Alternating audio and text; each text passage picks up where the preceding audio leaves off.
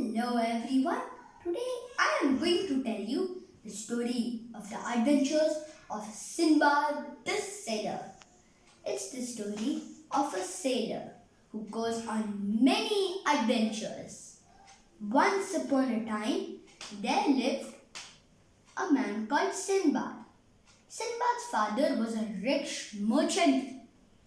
When Sinbad's father died, he left Sinbad his vast wealth. Sinbad was so rich, he didn't work but spent his money on clothes and parties. One day, he found his purse empty. He was shocked, so he decided to follow his father's footsteps. So he traded silks and spices with his home on a mighty journey in the ships. When they stopped at an island, it began to shake. "It's not an island, we're on a whale," said Sinbad. Everyone was thrown over. Sinbad managed to cling onto a treasure chest and was floated onto a city. There, a man on a horseback took Sinbad to his king, and the king said, "Work for me and I'll look after you." Sinbad agreed. One day, at work, a captain gave him silks and spices that had once belonged to Sinbad. So happily, Sinbad went back to Baghdad. Then he went on yet another adventure with a friendly captain. They were stranded on an island.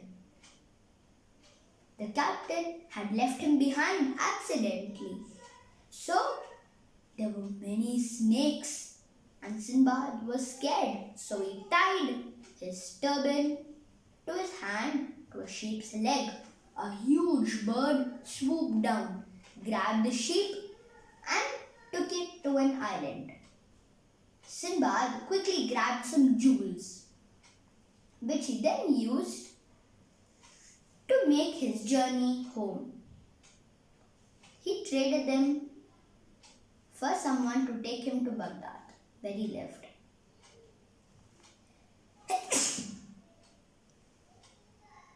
Excuse me. So then he went on another voyage, but then the ship broke into pieces. Sinbad and 7 other men clung onto the mast and were washed ashore, where they found a huge troll. They managed to get away with some firewood that they had brought. They made it into a raft. Then they visited an island which a king ruled. The king gave them some food which turned them all into pigs. Only Sinbad didn't eat the food. And he found the friendly captain who had taken him on his second voyage. So, they went back to Baghdad. Then, Sinbad bought a nice ship and they went out with an eager crew. But then, they found a huge bird's egg.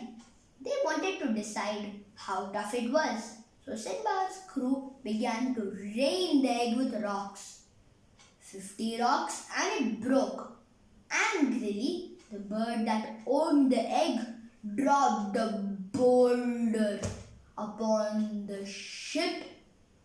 Everyone perished. But Sinbad managed to swim into a leafy island which had yet another troll who kept Sinbad prisoner. Then Sinbad made the troll faint with some wine. Then he ran off only to be found by some men who were selling coconuts. He took some coconuts and used that to pay for his journey back to Baghdad. Then he went on another journey. This time he was stranded upon yet another island. So he found some jewels and made a raft. So using that raft, he floated up through a tunnel. He couldn't hear anything. Had his luck run out? Luckily, the answer is no. He was washed ashore where some people, in exchange for the jewels, took him back to Baghdad. The jewels brought him many treats, but Sinbad wasn't happy. Soon I'll be too old to travel, said Sinbad. So he set out on his final voyage with the captain in the China Sea. That was when a huge monster whale surged up from the water and swallowed the ship in one gulp. Luckily, Sinbad had jumped overboard at the sight of the whale, where he was stranded upon the same island. He made another raft, but this time the raft took him down to a waterfall. I'm a dead man, screamed Sinbad. He closed his eyes, but couldn't feel the water beneath him splash. Startled, he opened his eyes only to see he was caught in a huge fishing net. What a big fish! No, wait, you're not a fish, you're a human being. Come home, said the man who held the net. So, Sinbad went to that man's home. That man had a beautiful daughter called Amira. Sinbad and Amira fell in love and they married each other. So then they earned a fortune and they set sail to Baghdad. Ooh, it's gorgeous, said Amira, isn't it?